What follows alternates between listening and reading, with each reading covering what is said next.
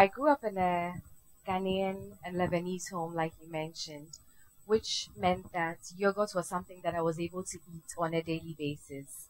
And fast forward, I went to university in Cyprus, where I was for 4 years, and for the first time, I had the opportunity to try Greek yogurt. Now, imagine somebody who loves yogurt, who's been eating yogurt every day, practically for their whole life, and then I go to Cyprus and try yogurt that is thicker, creamier, nicer. As you can imagine, I was stuffing my face all the time. Anyway, I came back to Ghana after university, and to my disappointment, I found that there wasn't any Greek yogurt. There wasn't even imported Greek yogurt. So I decided that I was going to make the first Greek yogurt in Ghana.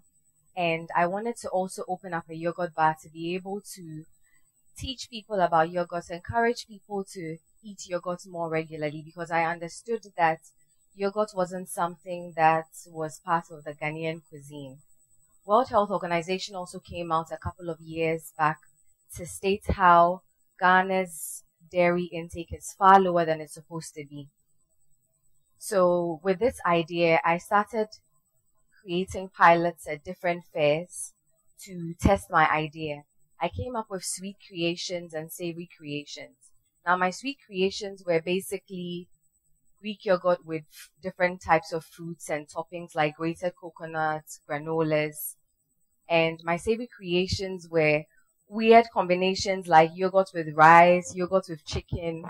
And I realized that people did not want to try the savory creations.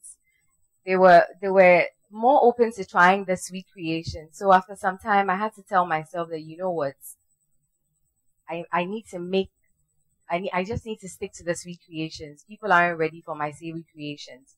So I re-strategized, had to come up with new creations that were mainly based on the sweet creations. And I found that people were more open to it. And, people started enjoying my creations and asking me, oh, when are you going to open your yogurt bar? So I found a location for my first yogurt bar. Now, coming up with the money. I didn't know it was so hard to get people to give you money. Did you know it was hard? I didn't know it was hard. I would walk up to like a potential investor and say, oh, I would like you to lend me $20,000 because I want to make Greek yogurt and I want to open a yogurt bar. And then they'll look at me and they'll be like, don't you think acting is better for you? Don't you want to be a presenter? Don't you think maybe you should just model? And I'm like, no, I want to make yogurt. Anyway, the people that eventually gave me the money didn't give me the money because they believed in my idea. They gave me the money because they trusted me and they knew that, okay, even if the business fails like we know it will fail, we'll just ask her father or someone in her family to pay back the loan that she's collected. So that's how I managed to get my money. From people that just knew, okay, they're going to collect the money back from my dad or a family member. I eventually got my money. I got the money. The people who wanted to rent out the space to me asked me to come up with a 3-year financial projection. I later found out that they didn't ask anybody else that had rented any space there for a 3-year financial projection. That means that, again, they doubted me. In coming up with my 3-year financial projection, because a yogurt bar wasn't something that had ever been done before, I couldn't compare. I didn't have any figures to put down. So I had to basically do some guesswork, come up with some estimates, and then we were able to put down some figures. They eventually gave me the space. When they gave me the space and my yogurt bar was open, so much good has come out of it. So basically now I have a yogurt bar and I'm able to meet with my customers face to face. And I know that social media is an amazing place to communicate with people, but nothing beats face-to-face communication. Nothing beats word of mouth. My customers are able to come up to me directly. They're able to give me feedback. They're able to speak to me. They're able to put a face to the brand. So when they see that you're passionate about what you're doing and they see that, you're doing something good, they believe in your brand. I've been able to tell people directly about all the health benefits of yogurt, and they believe me because it's not something that I've just paid to advertise somewhere. I'm telling them, and they can tell that I'm being honest about it. So I would love to emphasize how important all this face-to-face communication has been.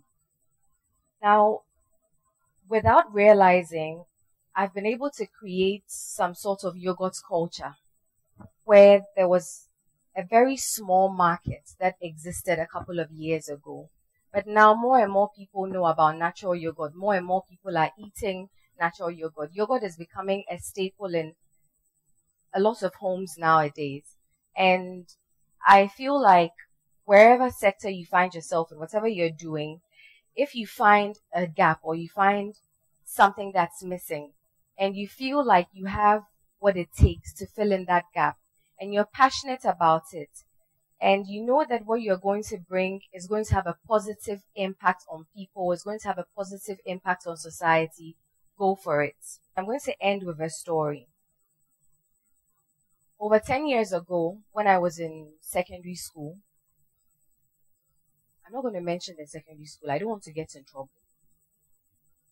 They asked over 1,000 of us, who doesn't like this school?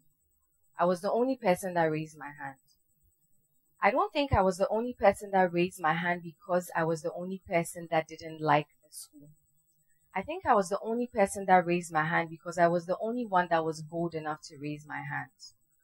I have a small baby now. Well, he's not so small. And sometimes he just throws himself and he's so confident that he'll be caught. And I realized that when we're born with so much boldness. We're born with so much trust in ourselves. And then somehow when we go through education, we go through society, they manage to kill our boldness. They manage to take something away from us. And they'll tell you, don't just pass through the system. Let the system pass through you. I feel like the reason why I'm here today and the reason why I do what I do is because I consciously passed through the system. I didn't allow the system to pass through me. Because if I had allowed the system to pass through me, all my passion would have been killed. All my boldness would have been killed. People are graded for getting answers correct, and people are punished for getting answers wrong. Why should people be punished for getting answers wrong? If you knew the right answer, would you have gone to school? There's so much that you can benefit from learning from your mistakes. So why aren't people celebrated? Why aren't people congratulated for making the wrong answer so that they can learn from the mistakes that they make? And I think that is the difference between us and people that take bold steps. The difference is that we're too scared and others aren't scared. So if you don't remember anything that I've said today, please remember this. Boldness and passion can get you anywhere. Thank you.